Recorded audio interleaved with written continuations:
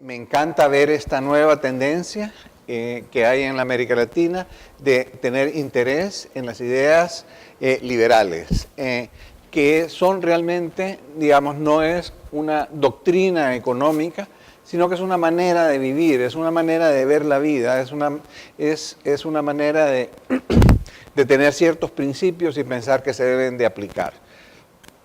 Entonces, ahora me toca un tema que también lo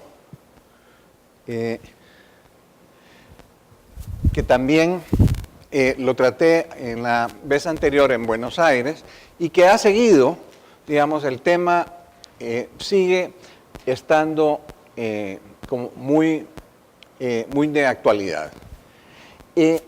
Todos ustedes se han dado cuenta, digamos, que la América Latina ha recibido tres grandes impulsos a la autoestima en los últimos años. Uno es que las exportaciones y su Producto Interno Bruto han estado creciendo muy rápidamente, o lo que se supone que es muy rápidamente para la América Latina. Algunos países como Argentina, como Perú, como Chile, han estado creciendo a tasas del 8 o 9%, que son tasas realmente muy altas. Los precios de las acciones en sus mercados de valores han subido enormemente y también la crisis financiera mundial la afectó muy poco y se recuperó muy rápidamente de ella.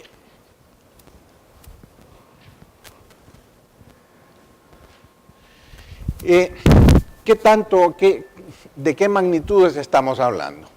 Esta línea roja que ven aquí es la tasa de crecimiento de la América Latina desde 1973 hasta el año 2010, ajustada por inflación. O sea, es lo que ha crecido la producción realmente. Y ustedes pueden ver de que estas tasas de crecimiento de los últimos años en realidad no son tan extraordinarias, ¿no? Hay otros periodos en los cuales ha habido un crecimiento más o menos similar. Aunque, digamos, se ha mantenido un poquito, y realmente, digamos, el periodo de crecimiento alto no es tan largo como el de los años 90, por ejemplo. Pero sí es una tasa de crecimiento que es más alta que la que hubo en los años alrededor de 1998. Hay también otro de los síntomas que podemos ver es cómo han subido los precios de las acciones en América Latina. Fíjense ustedes que en Estados Unidos se ha hablado del boom de las acciones, por ejemplo, de los .com, que fue en los años 90, culminó en el año 2001, 2002, como un enorme boom que después medio se volvió a levantar y que después volvió a colapsar y que hoy está tratando de levantarse otra vez. Pero estos se consideran como booms extraordinarios, una bonanza increíble en los precios de las acciones en Estados Unidos. Esto no es nada comparado con los precios de las acciones en la América Latina. Ustedes miren, por ejemplo, este es Perú. O sea, en Perú, en Estados Unidos, hubo un incremento, digamos, de alrededor de, aquí debe haber sido como 20, de 20 a 100. Aquí hay uno, en Perú es de 20 a 500, o sea, multiplicado por 5. Lo mismo, digamos, pueden ver ustedes, Brasil, Colombia, México, todos tienen incrementos mucho más fuertes que los de Estados Unidos, mucho más. Entonces, ¿qué es lo que está pasando? Hay una historia oficial que dice que este es el resultado de excelentes políticas. Esto es lo que pasa, miren, en la América Latina se está manejando mejor que Estados Unidos, mejor que Europa, mejor que todos. O sea, esto demuestra las buenas políticas. Piensan también que el problema principal que tienen los países es que sus monedas son demasiado fuertes para el dólar y que eventualmente lo van a sustituir como moneda internacional. O sea, digamos, en el futuro, la idea es que los lempiras van a circular en vez del dólar, por ejemplo. Hay mucha gente que piensa que la América Latina, junto con la China y la India y otros países en desarrollo, son en realidad el motor de la economía mundial. Todo esto parecería sugerir que al fin la América Latina ha logrado establecer las bases de un crecimiento sostenido, que su crecimiento está basado en que ha subido la productividad, o sea que realmente la América Latina está siendo más productiva de lo que era antes y más productiva también, está creciendo más su productividad que la de otras regiones en el mundo, que sus universidades han alcanzado calibre mundial, ¿verdad? O sea, que la región se ha movido hacia actividades de gran valor agregado. Pero la verdad es que esto, desafortunadamente, no ha pasado. ¿Cuál es la realidad?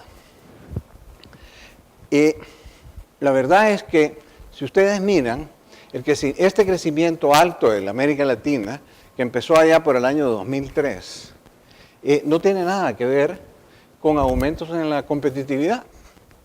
Hay una manera de medir la competitividad que se llama la productividad total de los factores, que es la que mide qué tan eficientemente se usan todos los factores de producción para poder generar crecimiento.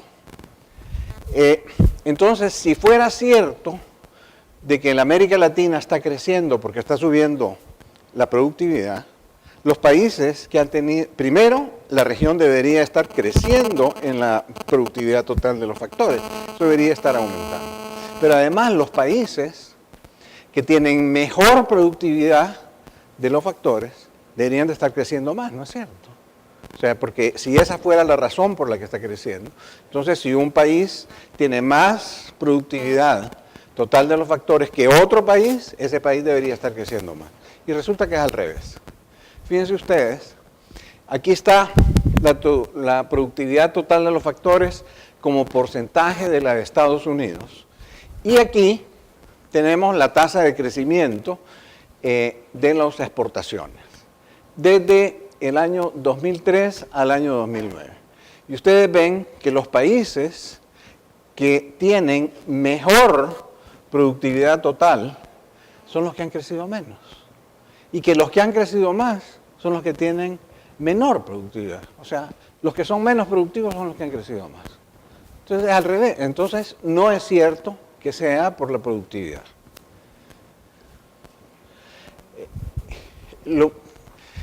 ¿Perdón? ¿Cómo? Además, sí, o sea, no tiene mucho que ver. No se relacionan, exacto. Eso que usted acaba de decir se ve más claramente aquí en este. O sea, la línea es perfectamente horizontal con respecto a lo que es el crecimiento. El otro en las exportaciones, el crecimiento de la producción. No hay ninguna relación entre lo que es la productividad total de los factores y la tasa de crecimiento. Cero.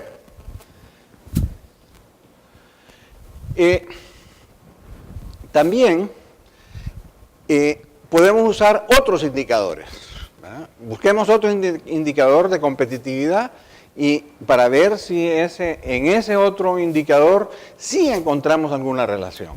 Y encontramos que tampoco hay mucha. Esta es el índice de libertad económica publicado por el Wall Street Journal y el Heritage Foundation. Y este es un indicador que también, si ustedes lo miran, con respecto al mundo entero, los países que tienen más libertad económica tienden a tener mejor crecimiento y tienden a tener mejor competitividad. Entonces, muy buen indicador. Ahora, fíjense ustedes que en los años antes del boom sí había una cierta relación. Esta línea azul, esta es la tasa de crecimiento de la América Latina. Y lo otro es el promedio en toda la América Latina de ese indicador. Entonces ustedes ven que en estos años la tasa de crecimiento tendió a subir más o menos conforme ese índice mejoraba. Pero de repente cuando empieza este gran boom, miren ustedes cómo es de fuerte el boom, aquí no está mejorando, más bien está deteriorándose el índice de libertad económica. Viene para abajo. Entonces tampoco tiene que ver con esto.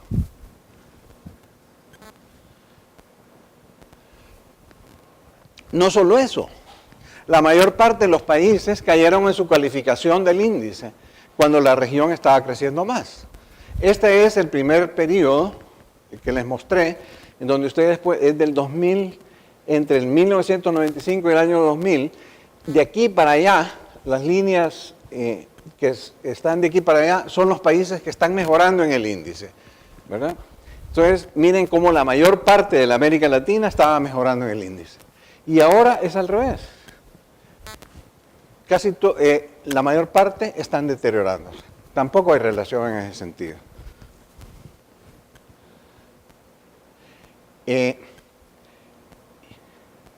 Hay otro índice que es muy importante, que es el índice de competitividad del World Economic Forum, que ese mide la competitividad en todo el mundo, tiene mucho prestigio porque sí realmente da una buena impresión de si un país es competitivo o no. Miren lo que ha estado pasando en la América Latina. Lo que ha estado pasando es que durante todo este periodo de boom, la competitividad de casi todos los países va para atrás. O sea, se está volviendo menos competitiva la América Latina. Entonces, tampoco es por este índice.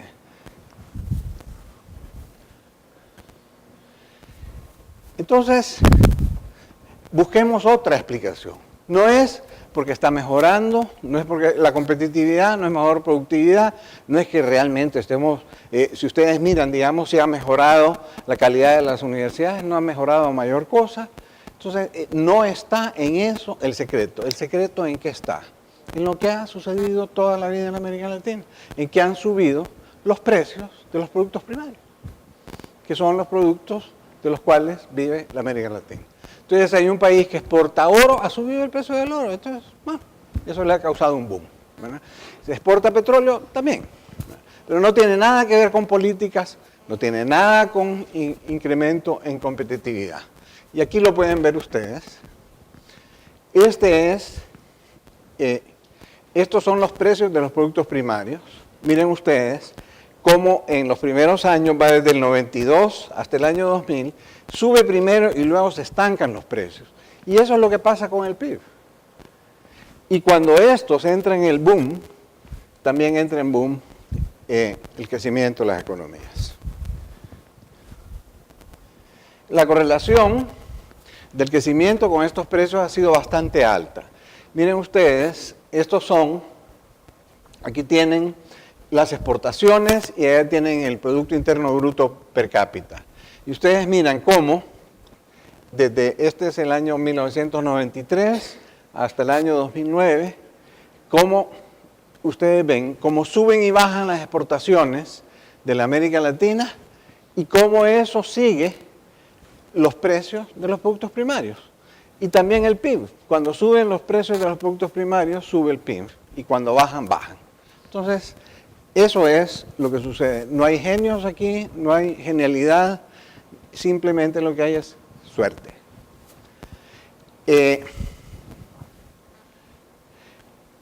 Esto también hemos hablado de una de las cosas que ha sucedido en la América Latina, que es que ha existido este boom. Pero también la gente dice, bueno, pero mire, pero la América Latina no solo es que ha tenido este boom, sino que cuando el resto del mundo entró en crisis, la América Latina entró en crisis también, pero salió de ella bien rápidamente. Ahora, miren ustedes qué fue lo que pasó con los productos primarios en el mundo entero. Este empieza en enero del 2003 y llega hasta el 2010. ¿Qué fue lo que pasó en el mundo entero?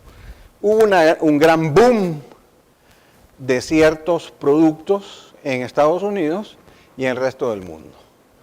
Esos fueron, número uno, las viviendas en Estados Unidos. Ustedes miren ese boom, cómo subieron y después cayeron. Cuando cayeron, generaron la crisis que ustedes conocen, la crisis que hemos estado viviendo. Pero también están las acciones. Las acciones son las azules. Fíjense ustedes que siguen más o menos la misma cosa. Suben y de repente, ¡bam!, se vienen para abajo. Y luego tienen los productos primarios, que es de lo que estamos hablando, que siguen exactamente el mismo patrón. Y ven ustedes cómo alrededor del año 2008 todos cayeron juntos, que es cuando vino la crisis. Y que de repente exceptuando la vivienda, todos los demás volvieron a empezar a subir. Entonces, realmente lo que está pasando en la América Latina, está ligado a lo que está pasando en los mercados en Estados Unidos. Que en Estados Unidos se vinieron para abajo y de repente esos productos empezaron a subir otra vez, igual que las acciones. ¿Y por qué es que se ha dado esto?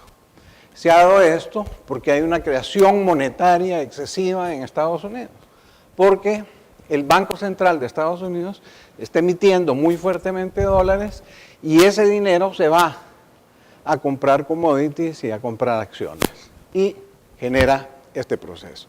No es un proceso generado en la América Latina, es un proceso generado afuera. Esto no quiere decir que algunos países no hayan hecho progresos, ha habido progresos, pero no para tener un boom de esta manera. ¿Cuál es el motor que causa estos continuos booms? La gente dice que realmente el motor es China. Pero el problema es que China no está generando un crecimiento para los demás países. En América Latina sí se siente, porque China es mucho la que está comprando los productos primarios. Ellos son los que compran la soya en Argentina, ellos son los que han aumentado el mercado de petróleo y todo eso. Pero la China tiene un superávit en su cuenta corriente, que es lo que quiere decir que ellos están exportando más de lo que importan. Entonces, ellos están exportando ¿a quién? A Estados Unidos. O sea, la base del verdadero motor en los mercados internacionales es el país que compra, ¿no es cierto? No el país que llena esa demanda. Y el país que está comprando, el que realmente genera una gran cantidad de demanda en los mercados internacionales, es Estados Unidos. Y la genera tanto que tiene grandes déficits. O sea, que importa muchísimo más que lo que exporta. ¿Ok? Entonces, el motor viene de Estados Unidos. Y eso lo pueden ver ustedes aquí. Digamos, lo voy a ver solo en uno de los años. Estos son los países los que de aquí para acá son los países que exportan más de lo que importan. O sea, tienen superávits. Y de aquí para acá son los países que importan más de lo que exportan. O sea, esos países son los que generan una demanda que alguno tiene que llenarla. Entonces, estos países, China vive de venderle a estos. Y también Alemania, Japón, etc. Ahora, miren ustedes que Estados Unidos representa el 40% de esa demanda insatisfecha en los mercados locales. Este es el 2008, en el 2009, 32%, en el 2010 regresó a ser alrededor de 40-45%. Entonces, la dependencia es realmente con Estados Unidos. Y eso lo pueden ver ustedes bien claro. Aquí, estos son las importaciones de Estados Unidos y estos son los precios de los commodities. Miren ustedes, cuando sube la exportación de Estados Unidos, suben los precios de los commodities. Y cuando bajan, bajan. O sea, así es de fácil. Entonces, ¿qué es lo que estamos viendo? Lo que estamos viendo es que el boom que está viviendo la América Latina depende realmente de lo que está pasando en Estados Unidos. Y la consecuencia de eso es que ese boom va a seguir existiendo en la medida en que Estados Unidos pueda mantener su propia, este estado en el cual está importando más de lo que está exportando. O sea, mientras Estados Unidos logre mantener esa demanda, viva más por encima de sus medios, ¿okay?, consumiendo más de lo que realmente produce, en esa medida los países de la América Latina que venden los productos primarios van a vivir muy bien. Pero en el momento en que le llegue a Estados Unidos la necesidad de ajustarse, porque ya no va a poder seguir importando más de lo que está exportando, porque se está endeudando muchísimo, ¿verdad? Porque por supuesto si uno importa más de lo que uno exporta, ¿cómo paga? Con deuda. Entonces, si la deuda va creciendo demasiado en Estados Unidos, entonces va a llegar un momento en que se van a tener que ajustar. Entonces no van a poder importar más de lo que están exportando. Entonces China no va a poder venderle tanto a Estados Unidos. Entonces China no va a necesitar tantos productos primarios. Entonces los precios de los productos primarios van a caer. Y entonces la América Latina va a entrar en una recesión profunda. Entonces esto que les estoy diciendo yo, no es una cosa que me la estoy inventando que nunca haya pasado. Esto ha pasado montones de veces.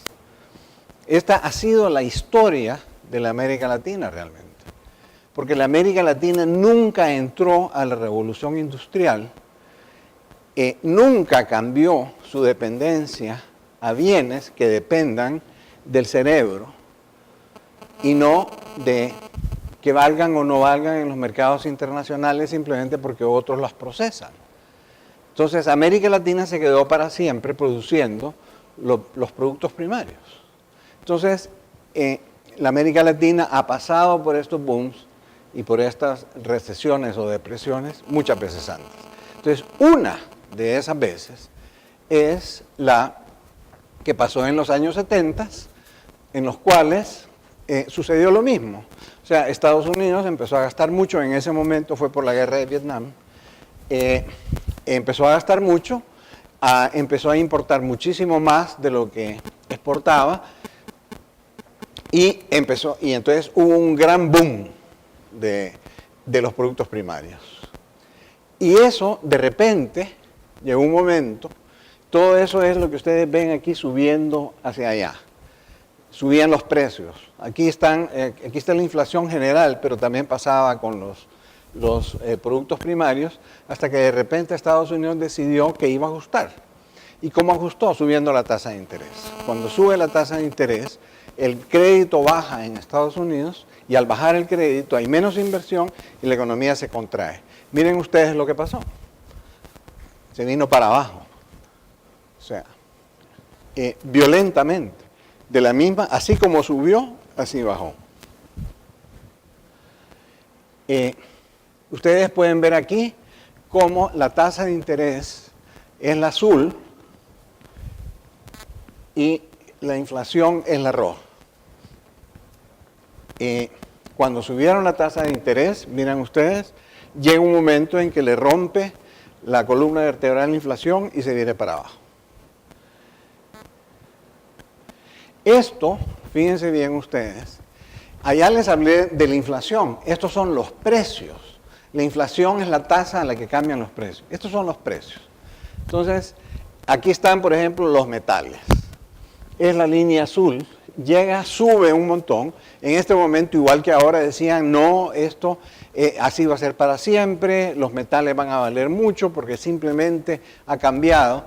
Entonces, en el momento en que subieron la tasa de interés, se vinieron para abajo. La comida también. ¿Verdad? Y el petróleo duró un poco más, pero igual se vino para abajo.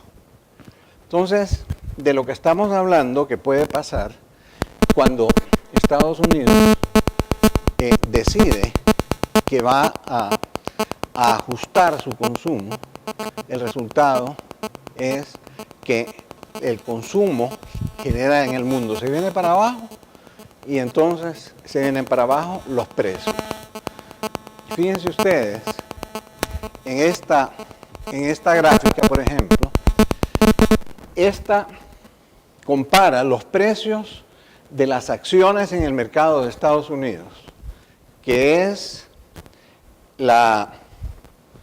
esta línea roja, y la línea negra es el crédito al sector privado. Fíjense ustedes cómo si sube el crédito al sector privado, suben los precios de las acciones.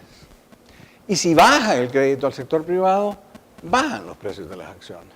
Entonces, si nosotros sabemos que eventualmente va a tener que subir la tasa de interés en Estados Unidos, sabemos entonces que los precios de las acciones se van a venir para abajo.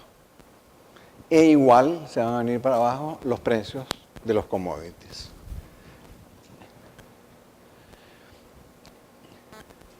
La vulnerabilidad de la América Latina es entonces de que el crecimiento de la América Latina depende crucialmente de la tasa de interés del dólar.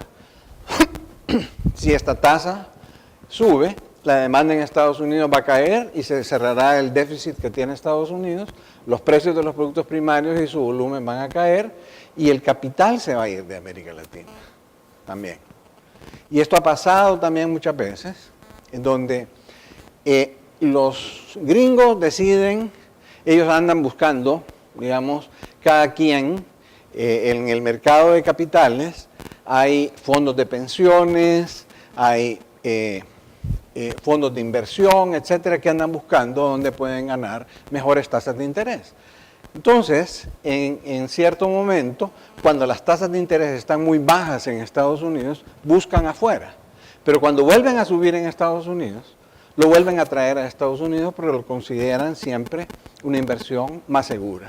Entonces, en el momento en que suben las tasas de interés en Estados Unidos, hay una fuerte fuga de capitales, tiende a haber una fuerte fuga de capitales. Y entonces vienen los problemas de devaluaciones, etcétera, que es lo que puede pasar en América Latina. Entonces, en resumen, ¿cuál es la probabilidad, digamos, cuál será la probabilidad, creen ustedes, de que suban las tasas de interés en este momento? Bueno, han visto ustedes lo que está pasando ahora con respecto a yo no sé al fin si eso va a cuajar o no va a cuajar. El arreglo que están haciendo, resulta que en Estados Unidos se establece un cierto límite, una cierta autoridad para tomar dinero prestado del gobierno. Y se establece esa cantidad, no la puede pasar el Ministerio de Hacienda en deuda. ¿Okay? Entonces resulta que como Estados Unidos ha estado, el gobierno de Estados Unidos ha estado gastando mucho más de lo que genera con impuestos y otros ingresos, entonces la deuda del gobierno ha estado creciendo, porque un porcentaje creciente de los gastos está siendo financiado con deuda. Entonces va subiendo la deuda. Entonces el presidente Obama pidió que le movieran el límite, porque ya el volumen de deuda que tenía iba a pegar con el límite. Entonces los republicanos le dijeron que no, que solo se lo podían remover si demostraba que iba a reducir los gastos para que no hubiera necesidad de subir tanto la deuda. Y en eso es en lo que han estado, ¿no? Supuestamente han llegado a un acuerdo, pero todavía no ha terminado de arreglarse el acuerdo. Entonces, ¿qué sucede? Veamos los dos casos, las dos cosas que pueden pasar. Una es que no se llegue al acuerdo, hoy era el día en que se acababa la fiesta. Entonces, ¿qué sucede si no se llega a un acuerdo? Entonces, al no llegarse al acuerdo, el gobierno no puede seguir tomando más dinero prestado. Como mucho del dinero que el gobierno estaba prestando era para pagar otras deudas, ¿okay? Se iba venciendo una deuda y entonces el gobierno emitía deuda para pagar esa deuda. Ya no lo puede hacer. Pero además, otro es para financiar un montón de gastos. Entonces, si llega un momento en que no pueden tomar más dinero prestado, el gobierno puede hacer una de tres cosas. Una, dejar de pagar la deuda anterior, o parte de esa deuda anterior. La otra es seguir pagando la deuda, pero entonces no pagar un montón de otros gastos. Entonces eso significa echar a la calle inmediatamente a un montón de gente que trabaja en el gobierno y parar programas, etc. Y la otra, una mezcla de las dos cosas. Entonces, ¿qué es lo que sucede en ese momento? En ese momento lo que sucede es que la gente entra en duda de la capacidad del gobierno de Estados Unidos por pagar sus deudas. ¿Qué sucede cuando la deuda de un deudor se vuelve más riesgosa? La tasa de interés a la que se le presta sube. Porque uno dice, mire, yo ahorita, ¿verdad? Yo confiaba muchísimo en que el gobierno de Estados Unidos jamás iba a dejar de pagar a tiempo, Y hoy hay un riesgo de que no pague. Antes, para tomarme el riesgo de que casi no existía, yo le prestaba el dinero, digamos, a 1%. Pero ahora hay un riesgo de que no pague o que pague atrasado. En vez de 1%, yo quiero 3%. Entonces la tasa de interés sube. Y si la tasa de interés sube para el gobierno de Estados Unidos, sube para todos los demás. Porque también si yo le voy a prestar a una empresa, a la General Motors, bueno, yo digo, ¿por qué le voy a prestar a la General Motors a 3 si le puedo prestar al gobierno de Estados Unidos? Que a pesar de todo sigue siendo mejor deudor que la General Motors. Entonces, si tú, General Motors, te estaba prestando a 3, ahora te voy a prestar a 5. Porque si no, ese dinero se lo presto al gobierno de Estados Unidos. Entonces, todas las tasas de interés suben. Entonces, ¿qué es lo que pasa? Lo que hemos visto aquí, ¿qué sucede si sube la tasa de interés? Si sube la tasa de interés, lo que sucede es que hay menos inversión, se ajusta la producción, se compran menos importaciones, China vende menos, bajan los precios de los commodities y la América Latina entra en una crisis. Entonces, si no se aprueba eso, Estados Unidos, si no se llega a un arreglo, la América Latina entra en una crisis. Pero ¿qué pasa si llegan a un acuerdo? Si llegan a un acuerdo, entonces, ¿qué sucede? Sucede que entonces Estados Unidos sigue tomando dinero prestado. Y ya está en niveles peligrosos la deuda de Estados Unidos. Ya está en niveles que son demasiado altos. Y no solo eso, la tasa de crecimiento ha sido altísima. De 50% del PIB, la deuda ha crecido a 102% del PIB en la época de Obama. 2 años y piquito. Entonces, ¿qué sucede cuando ustedes son un banquero o son un fondo de inversión y ustedes ven que un tipo al cual ustedes le han estado prestando dinero se está endeudando demasiado? Ustedes dicen, bueno, miren, este tipo, el riesgo de que este tipo colapse está subiendo. Entonces, yo no quiero prestarle tanto dinero a este. Yo mejor voy a prestarle a otros o no voy a prestar dinero. Entonces, para que ese deudor pueda conseguir más plata, ¿qué tiene que hacer? Tiene que ofrecer más tasas de interés. ¿Sí? Es cierto que mi riesgo está subiendo, pero entonces estoy dispuesto a pagarte más tasas de interés. Entonces, también sube la tasa de interés. Entonces, sea que se apruebe o que no se apruebe, que lleguen a un arreglo o que no lleguen a un arreglo, la tasa de interés en Estados Unidos va a tener que subir. En un caso porque llegaron al acuerdo y en otro porque no llegaron al acuerdo. Porque en realidad el problema no es el acuerdo.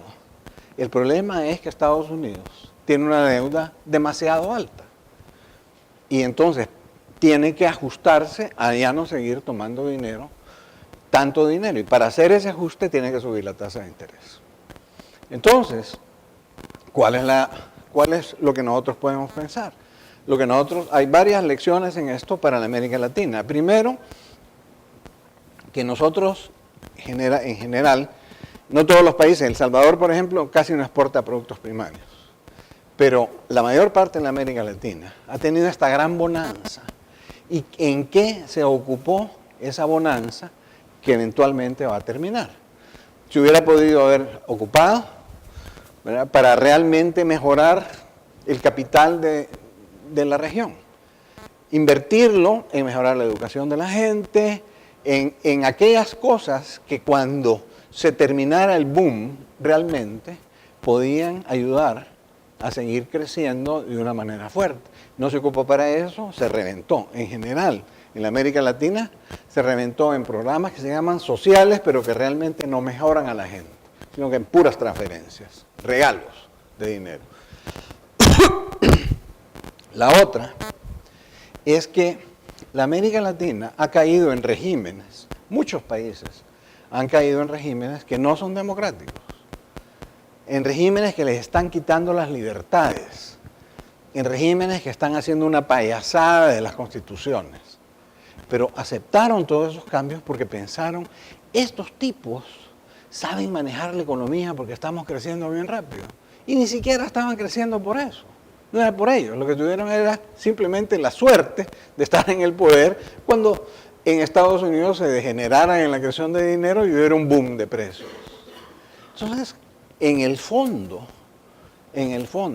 yo creo que esto tiene que hacer reflexionar a la América Latina de que tiene que buscar al fin, después de 200 años, cuáles son las cosas que llevan al desarrollo. Y esas cosas que llevan al desarrollo no es elegir gente que le ofrece el oro y el moro, no es elegir a demagogos, eso va en contra realmente. Lo que se necesita es tener libertad económica, que haya innovación, que se genere mucha competencia en la región para que pueda crecer. Y la tercera es, bueno, preparémonos, vamos a ver si con esta caída que viene, nunca se puede decir si va a ser mañana o pasado, pero yo creo que ya el tiempo está muy cerca en que va a haber una recesión muy fuerte en la América Latina y vamos a ver cómo estos demagogos sobreviven. Muchas gracias, estoy abierto a todas las preguntas que ustedes tienen.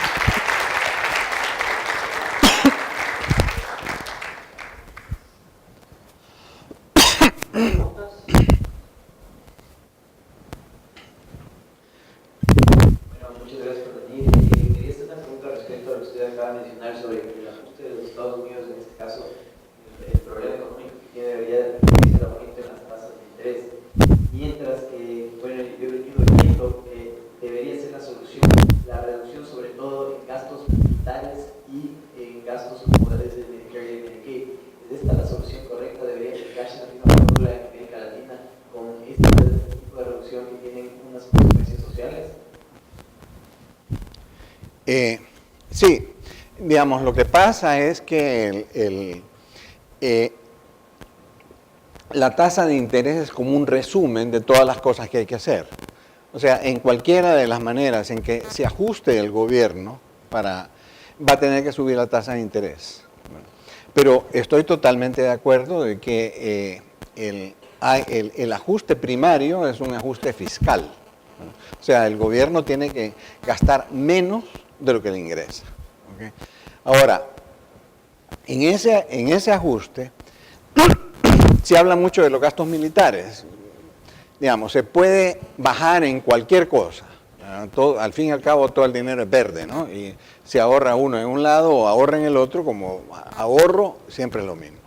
Pero realmente la base del problema, si uno lo compara con otros momentos en que Estados Unidos está en una posición muy firme, fiscalmente y monetariamente, digamos, en la época de Eisenhower o en la época a finales de los 80, principios de los 90, los gastos militares ahora son mucho menores que los gastos militares de esos años. O sea, los gastos militares han bajado. De ser, por ejemplo, como 6 y pico % del PIB en la época a finales de los años 50, ahora es como 4. O sea, ha bajado como 2 puntos del PIB. ¿Dónde es que ha estado el aumento enorme? Ha sido en los gastos esos sociales que se llaman.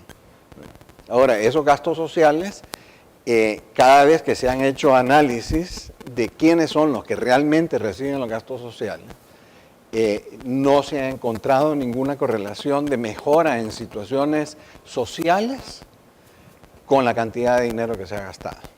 Realmente la última de las reformas en la que se trató de bajar esos gastos y que se bajó, la hizo un presidente demócrata, la hizo Clinton. Y lo hizo porque hicieron un análisis a fondo de todo lo que era el seguro social y encontraron de que era un gran desperdicio de dinero.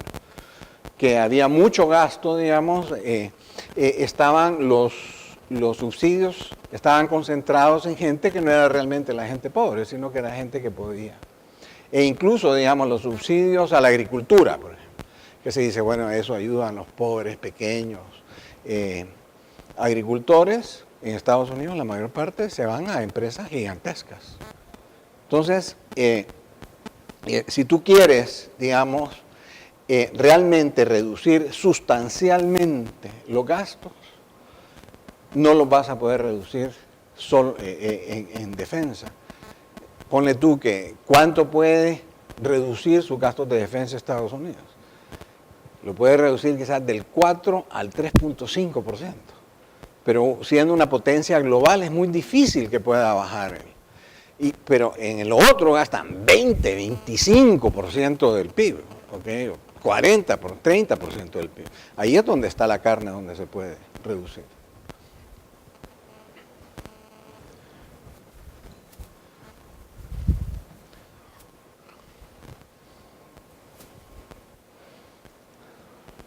Buenos días. Respecto a las últimas noticias que hemos logrado ver sobre los presidentes de Sudamérica, hablando de la posibilidad de hacer un tipo de estrategia conjunta para una posible crisis producida desde Estados Unidos, desde su perspectiva, ¿qué posibilidades tiene de que esta unión de países sudamericanos pueda tener una respuesta efectiva a una posible crisis futura?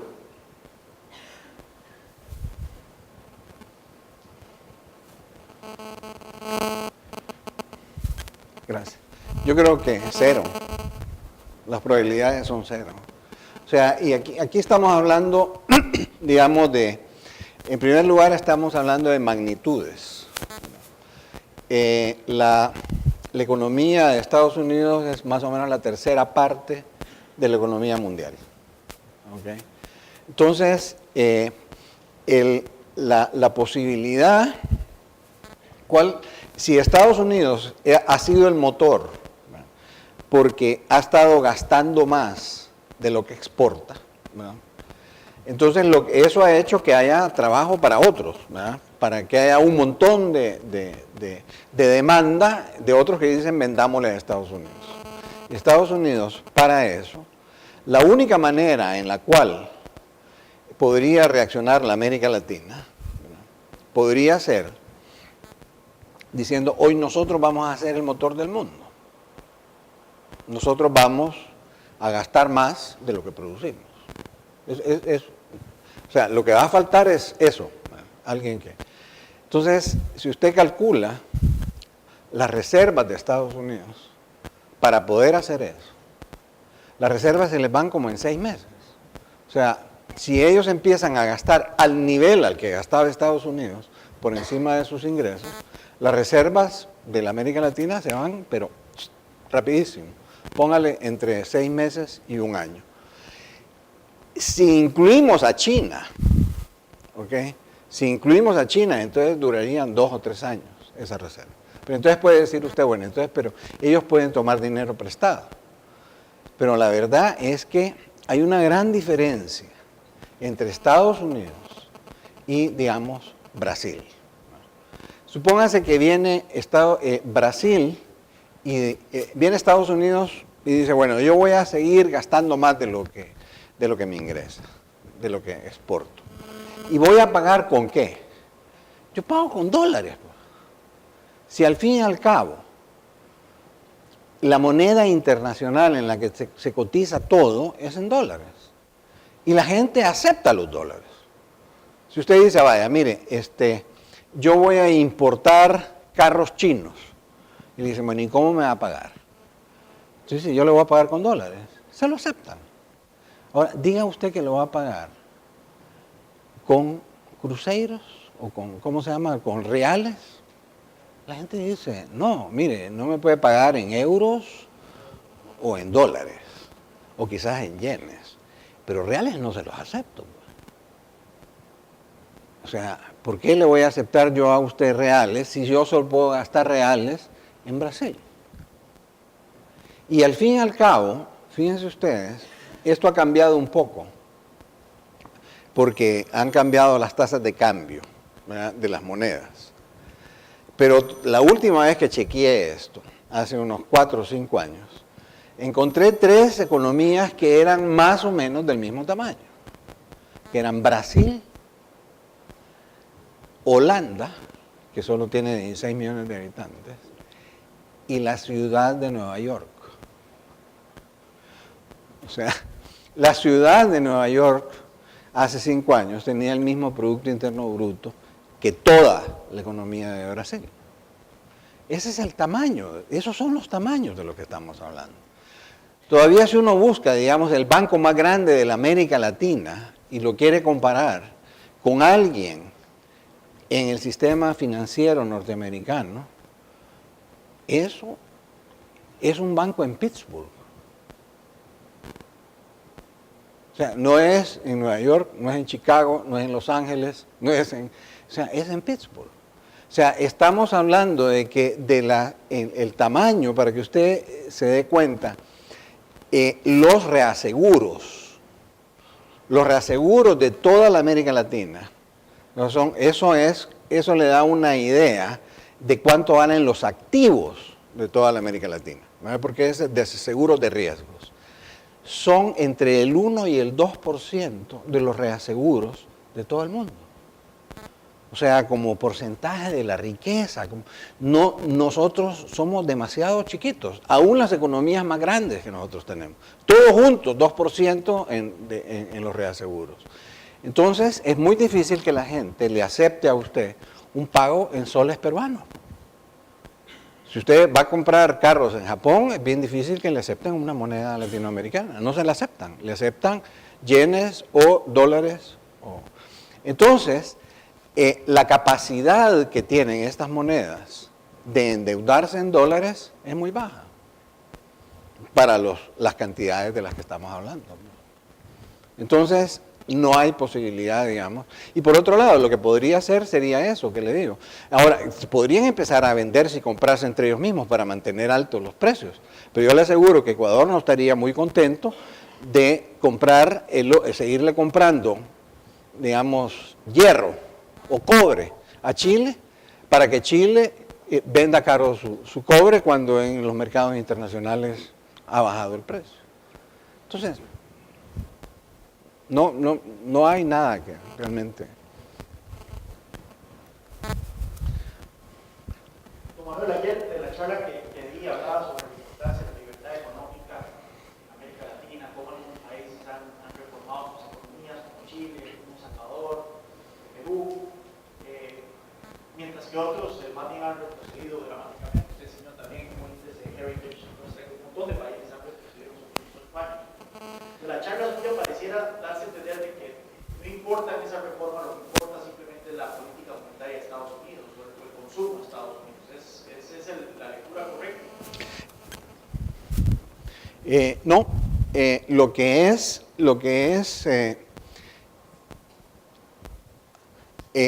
la lectura correcta no es que realmente la América Latina no podría mejorar si cambiara a la libertad económica y a las cosas, a mejorar su propia competitividad. La lectura es, no hemos estado mejorando debido a mejoras en la competitividad, sino que hemos mejorado simplemente por una casualidad de que han subido los precios. Entonces, no nos engañemos, no pensemos nosotros de que las políticas que están en este momento en funcionamiento en la América Latina, que no son de libertad económica, que no son las políticas que realmente llevan a un crecimiento sano, nos están produciendo este crecimiento. Ha sido la pura casualidad. Entonces, lo triste es que si esto sucede, lo que estamos hablando, y se viene para abajo y tenemos una recesión grande, ahí vamos a tener que empezar otra vez a tratar de desarrollar la América Latina con lo que realmente cuenta. Y lo que realmente cuenta es la libertad económica, la competitividad, etc.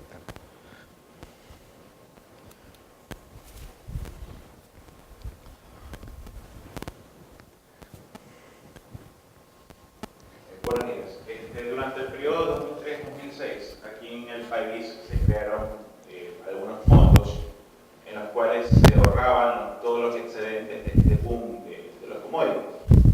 Desde el año 2007, estos fondos dejaron de existir y fueron incorporados al presupuesto general del Estado, porque se argumentó que, dadas las múltiples necesidades que tenía nuestro país, era realmente imprudente el ahorrar todos estos excedentes. Mi pregunta es, ¿qué opina usted respecto a la posibilidad de volver a crear estos fondos? O si definitivamente deberían ser parte del presupuesto y ser invertidos en el país.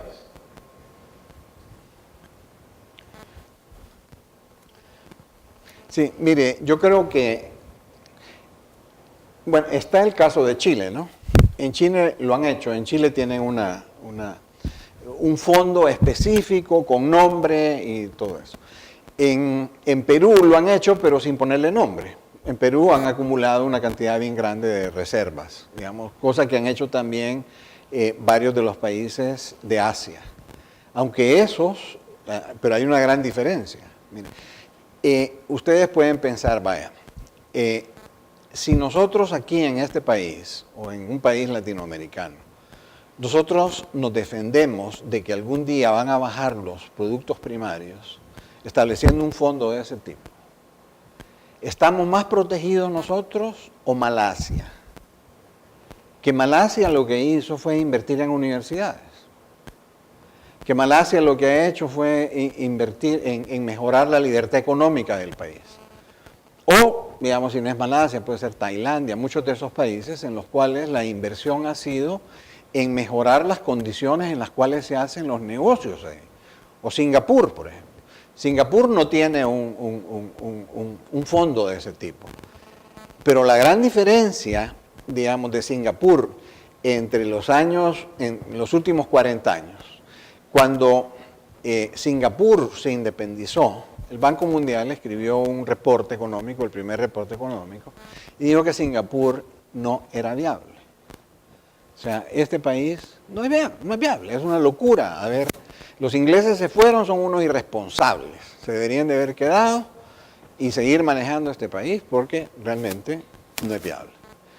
Es terriblemente pobre, hay como 3 o 4 etnias que se detestan entre sí, se odiaban. Y realmente, ¿qué puede uno decir de Singapur? Aquí no hay nada, una pequeña isla, chiquitita. Y estos tipos, en ese momento, digamos, Singapur tenía la mitad del ingreso per cápita promedio de la América Latina. Yo me acuerdo cuando yo crecí, nosotros queríamos hablar de pobreza, decíamos pobreza asiática, que eso ya era la pobreza peor del mundo. Así eran de pobre Singapur. Y Singapur ahora tiene un ingreso per cápita de, no me acuerdo, $50,000 al año. Es de los países más ricos del mundo. Pero no fue porque hizo fondos. Lo hizo, es porque se convirtió en una economía totalmente libre, en la cual generó innovación, en la cual la gente puede hacer lo que le dé la gana económicamente y realmente se respetan los principios, se respeta la propiedad, se respeta hay unas reglas del juego, digamos, muy bien determinadas, los derechos individuales se protegen, hay seguridad jurídica. En eso invirtieron ellos. Y entonces ahora son terriblemente ricos. Entonces, la diferencia no está. Y para mientras nosotros seguimos igual de pobres que habíamos sido siempre. A pesar de que hemos ganado más plata, digamos, que ellos, o hubiéramos podido ganar más plata, hemos tenido booms enormes de productos primarios, pero lo hemos gastado, ese dinero. Entonces, ¿qué es lo que realmente necesitamos? Lo que necesitamos es regresar e invertir ¿en qué? En capital humano, en libertad y en seguridad jurídica. Esa es.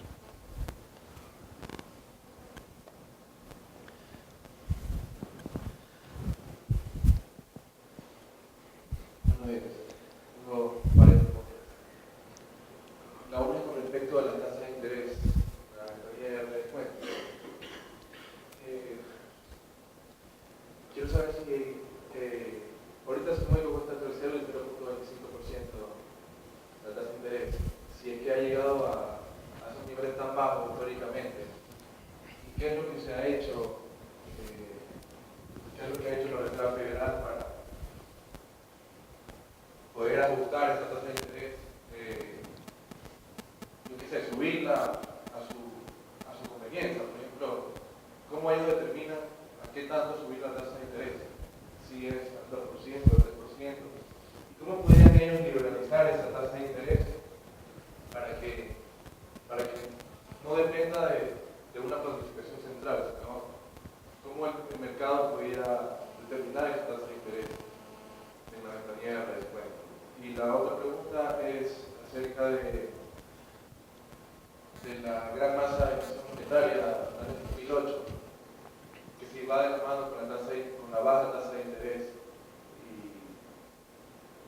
entendido que esa emisión se refleja 18 meses después, aproximadamente, en lo que a inflación se refiere.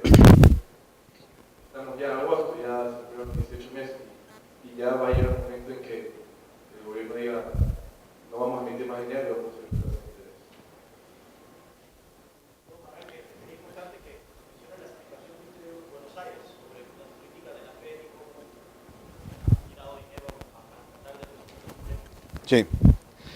Ok, voy a mencionar eso y quizás les voy a enseñar una gráfica aquí en eso. Pero primero, digamos, ¿cómo es que controla la tasa de interés la Fed? ¿Y qué tasa de interés controla? ¿Y cómo? Bueno, entonces, ahí está.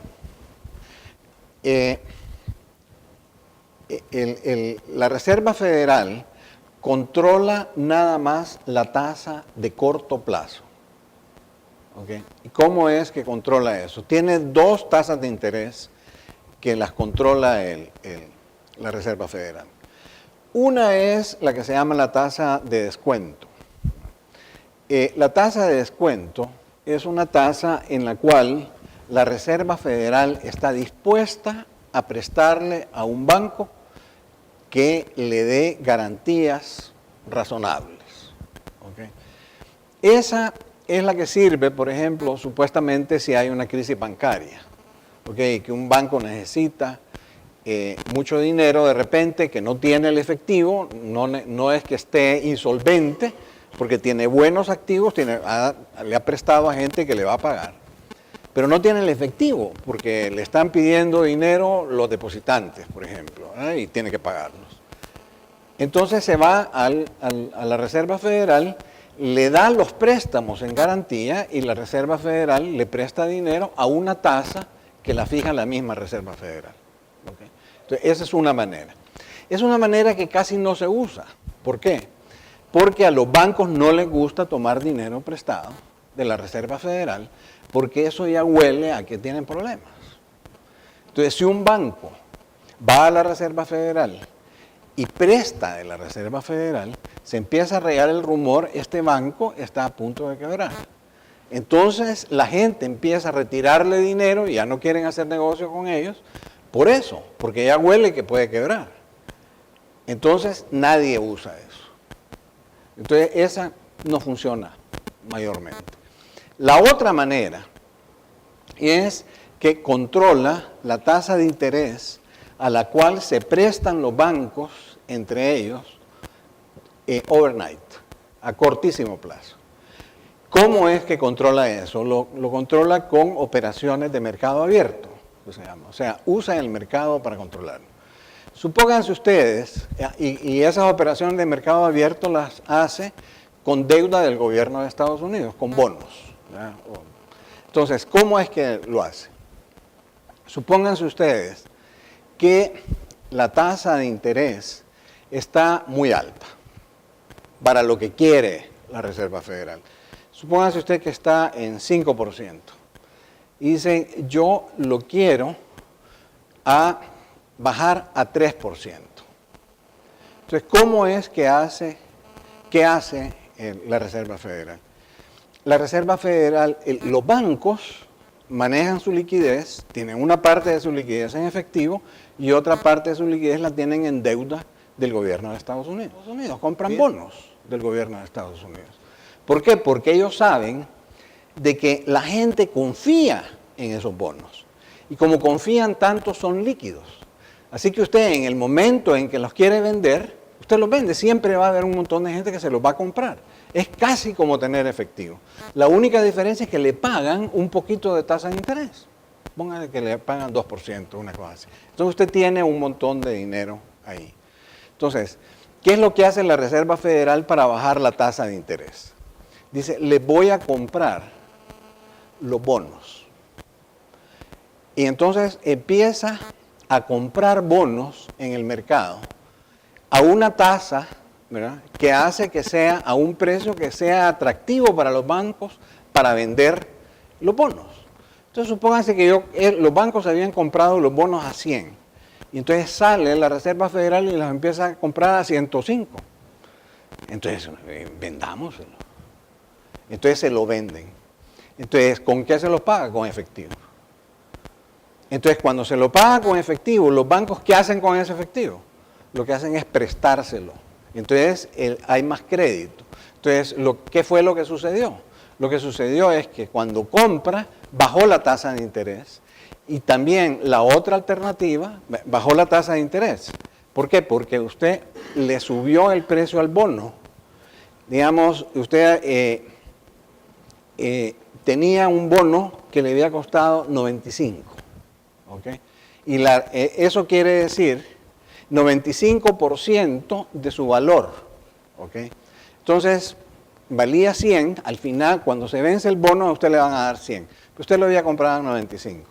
Pero viene la Reserva Federal y se lo compra usted en 98.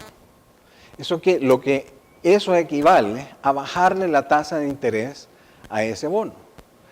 La alternativa a comprar ese bono es bajar la tasa de interés. Usted inunda el mercado con dólares en efectivo, baja la tasa de interés de corto plazo. Ya vamos a ver la diferencia.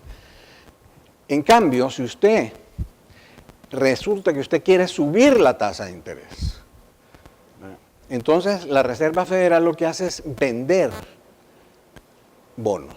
Quizás ahí es donde va a ver más claro el efecto en la tasa de interés. Yo soy un banco, ¿verdad? Y entonces yo estoy analizando solicitudes de crédito y voy a prestar dinero al 3%. ¿Okay? Y en el momento en que ya voy a comunicarles que le voy a dar el dinero al 3%, viene Bernanke y me dice, yo te compro los bonos al 3% más caro de lo que tú los compraste. ¿Ok? Entonces, yo digo, ¿para qué le voy a prestar a todos estos señores?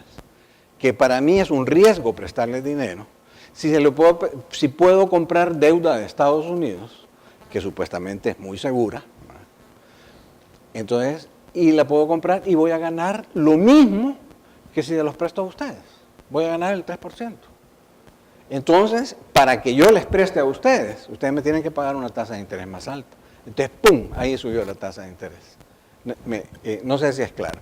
Entonces, eso es al revés cuando usted quiere bajarla. Usted les compra. Entonces, eso se llaman las operaciones de mercado abierto. Ahora, ¿qué es lo que realmente controla?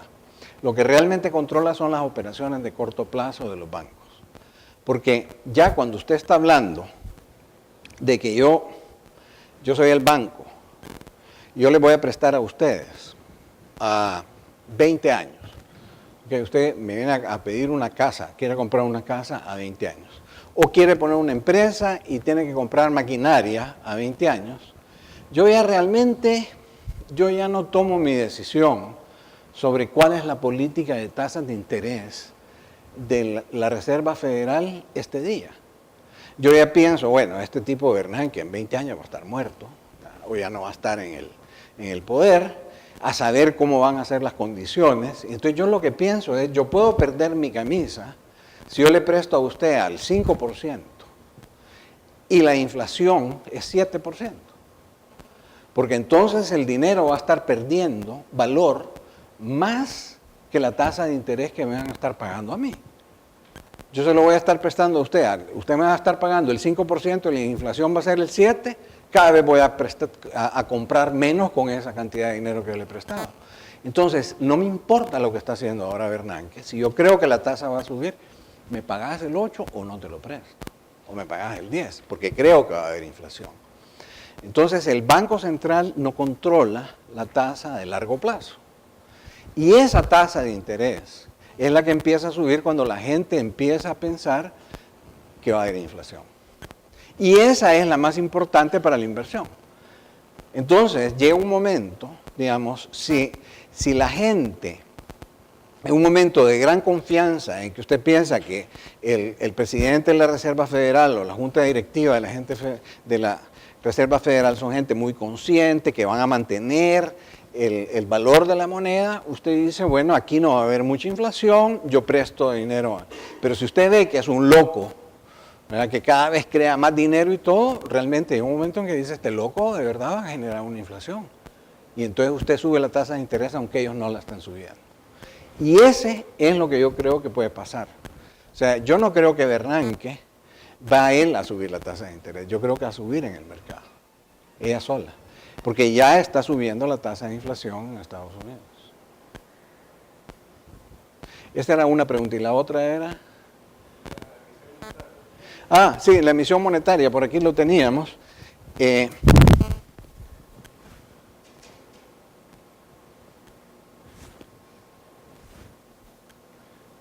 es lo que ha pasado? Digamos, aquí también, ¿qué es el dinero que crea la Reserva Federal? La Reserva Federal crea un cierto tipo de dinero, que se llama el dinero de reserva. Ese dinero de reserva también le dicen el dinero de alta potencia. ¿Por qué? Porque lo multiplican los bancos y vamos a ver cómo. ¿Qué es ese dinero de reserva? Solo es el dinero que ustedes miran en circulación, o sea, los billetes, y también los depósitos que tienen los bancos en el Banco Central. Ese es el dinero que ellos pueden crear. ¿Cómo?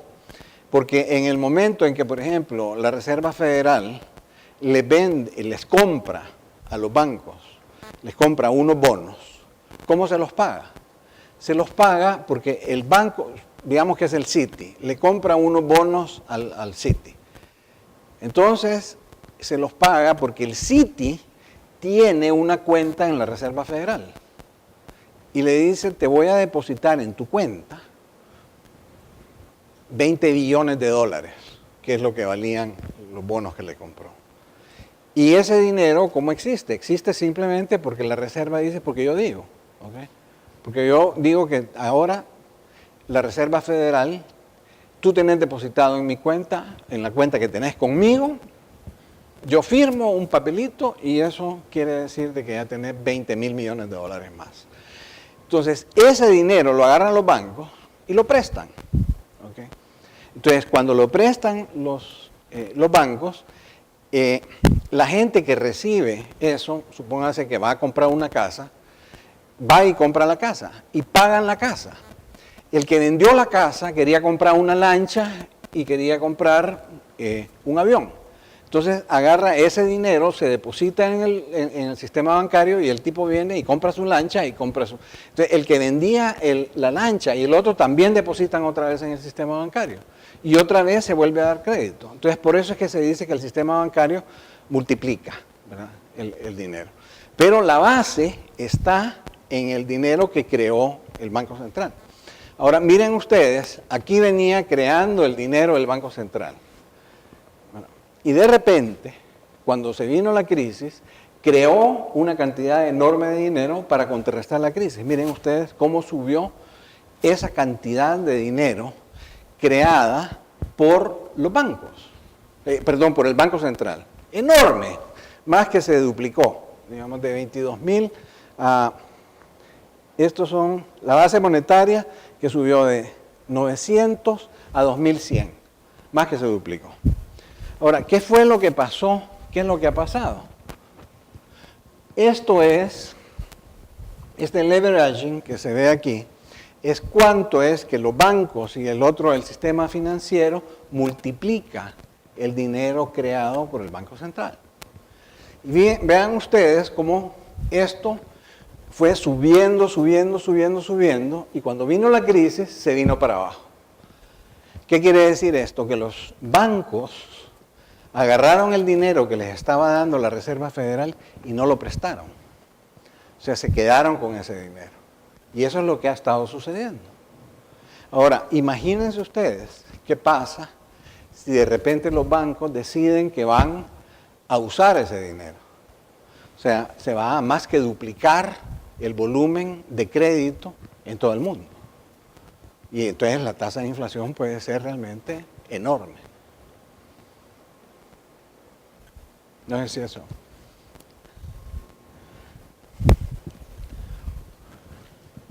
Y ya ahorita la inflación está subiendo. ¿Se imagina si esto? Sí, una consulta.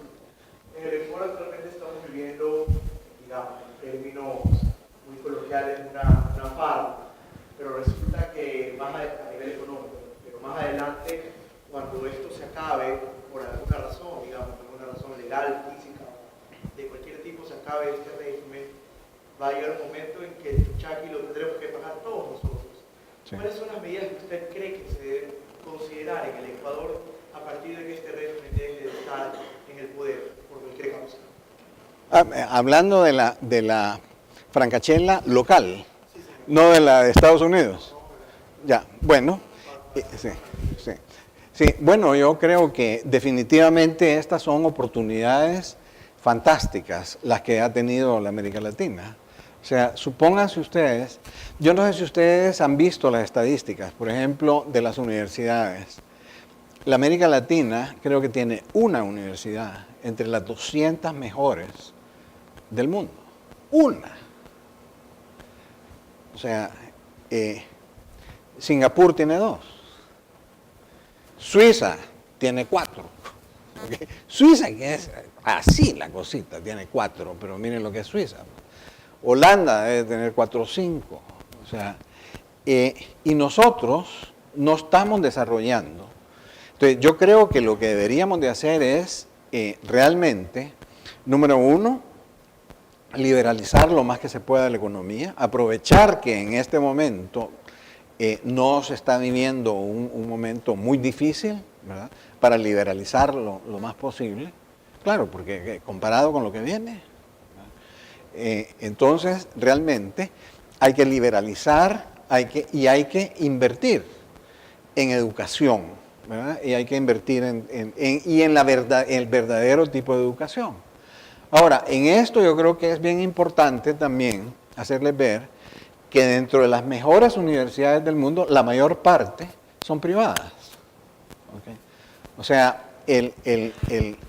cuando un país se está desarrollando en libertad y hay facilidad de hacer negocios, definitivamente es a favor del sector privado y de las empresas el contar con buenos ingenieros, con buenos profesionales, etc. Entonces ellos mismos invierten. Entonces si usted mira la lista de la Universidad de Chicago, Harvard, etc., la mayor parte son privados.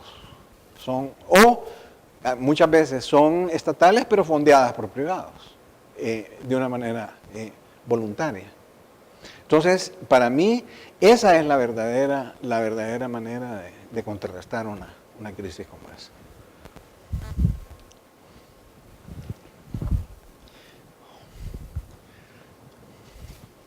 Yo quiero volver, retomando la pregunta del caso preciso de Borno. Nosotros estamos dolarizados y usted ha mostrado la relación precio-demanda de Estados Unidos. En nuestro caso, hay dos factores. Nosotros somos un país agroexportador y aparte de eso tenemos que el petróleo es uno de los principales ingresos del Estado. Yo quisiera saber las consecuencias de la crisis en Estados Unidos, porque yo no sé si realmente llegase a afectar por tanto, porque la relación precio-barril de petróleo, dólar, es inversa, y también artificialmente las exportaciones ecuatorianas serían más baratas, con un debilitamiento de la moneda dólar. Entonces yo quisiera saber realmente esta crisis, qué efectos tendría directamente en la economía ecuatoriana. Sí. Mire, es muy difícil hacer una predicción, digamos, a donde vayan las cosas específicas, porque es como, digamos, supóngase que usted está en la carrera de Le Mans, ¿okay?, y ve que está lloviendo y que hay un carro que va a 350 kilómetros por hora, va llegando a una curva en donde va a derrapar. Es muy difícil decir, digamos, la cajetilla de cigarros que lleva el tipo pegado a él en el asiento, cuál va a ser la trayectoria en el momento en que el carro se destroce, digamos. Es muy difícil. Hay demasiados factores jugando en esto. Es importante para decidir qué es lo que realmente se puede hacer, decidir de qué lado quiere usted estar, tomando en cuenta la verdadera realidad de las cosas. Porque una de las cosas que se está oyendo cada vez más, hay que tener moneda propia. En eso ustedes pueden pensar, imaginarse que estamos hablando de que hay una gran tormenta, que viene un gran portaaviones hacia nosotros y va a generar todavía más turbulencia, y que usted está en una lanchita de 2 metros por 1. En el mercado internacional, ese es el tamaño de nuestras economías, una economía muy, muy chiquitita. Entonces, si usted dice, yo voy a tener mi propia moneda, usted lo que está decidiendo es que usted va a tener 2 monedas, porque usted no puede abandonar el dólar o el euro. O sea, podría decir, vaya, ahora vamos a tener aquí, yo ya no voy a comprar cosas en dólares, sino que le voy a comprar en euros. Pero realmente, aún el precio de las cosas en euros está determinado por el precio en dólares, porque todavía el 60%, aún como está ahora, el 60% de las reservas y las transacciones internacionales son en dólares. Entonces, el usted pensar en el mundo, usted pensar que usted va a poder tener una moneda que va a comportarse diferente del dólar, no tiene ningún sentido. Entonces, usted o va a estar directamente en el dólar o va a estar indirectamente con el dólar. Porque realmente, si usted quiere comprar carros Toyota, igualmente lo que yo dije hace un rato, va a tener que pagarlo en dólares. Entonces, de todos modos, va a tener que estar preocupando en dólares. Y, como toda la América Latina, está metida dentro del orden, dentro del área del dólar. Digamos, no por imperialismo, no por lo que sea, sino porque realmente, digamos, la mayor parte del comercio va con Estados Unidos y la gente va para allá, gasta allá, etc. Entonces, usted no quiere estar en una lanchita muy chiquita, para empezar. Porque si usted está en una lanchita muy chiquita, en medio de la tempestad, el portaaviones A y el portaaviones C en un momento hacen así y ¡pac! Usted está en medio y lo destrozan. Porque simplemente usted apostó, yo voy a tener una moneda que va a estar ligada con el yen, y resulta que el yen se aprecia de una manera terrible o se deprecia de una manera terrible y le afecta a usted porque la mayor parte de las cosas que se importan aquí están denominadas en dólares. Entonces usted se destroza. Entonces la idea, usted tiene que más bien buscar a cuál de los portaaviones se va a acercar, en cuál de los portaaviones se va a poner usted para aguantar la tempestad. Entonces tiene que escoger entre el dólar, el euro, quizás el yen, pero el yen aquí no tiene nada que... Pero el euro aquí es muy poco también, es muy poco la relación con los países del euro. Entonces yo creo que lo mejor es quedarse con el dólar. Porque al fin y al cabo usted no está corriendo ningún riesgo de cambio si se queda con el dólar. Porque fíjense bien ustedes, que todo el mundo asume que si hay un problema de este tipo, la gente se va a ir del dólar. Y ya ha pasado muchas veces que hay un problema bien serio, aún ahora, en estos días, y que la gente se va ¿a dónde? Al dólar. Y entonces el dólar, en vez de debilitarse, se aprecia. Simplemente porque la gente busca los lugares donde está más seguro el dinero. Ya ahí ya va más allá, digamos, de solo la moneda. Si usted en cierto momento no sabe dónde colocar sus ahorros y los puede colocar en un lugar donde usted no conoce, donde usted no sabe cómo son las reglas, como en Francia, por ejemplo, donde los impuestos son bien altos, o lo coloca en Estados Unidos, usted dice, bueno, aunque Estados Unidos esté ahora pasando por todo esto, yo prefiero tener un apartamento en Nueva York que tener un apartamento en Moscú. ¿Realmente la crisis afecta a Ecuador? Ah, no, claro. Pero la pregunta es qué tanto la afecta, porque como artificialmente el dólar es nuestra moneda, el debilitamiento del dólar como tal termina beneficiando las exportaciones ecuatorianas. Pero es que digamos, mire, la ola le va a pegar a todos. O sea, piense usted el mecanismo que yo acabo de estar describiendo. El mecanismo es que Estados Unidos va a comprar menos. Y como Estados Unidos va a comprar menos, el precio del petróleo va a bajar. Ese efecto es exactamente igual en Ecuador que en Venezuela. O sea, Venezuela no tiene manera de salvarse de que baje el precio del petróleo. Y Argentina no tiene manera de salvarse de que baje el precio de la soya. No sé si me explico. O sea, es independiente de la moneda que están usando. A menos, digamos, que usted fuera una potencia económica tan grande que usted puede mantener el ritmo de crecimiento de la economía mundial como lo ha hecho Estados Unidos.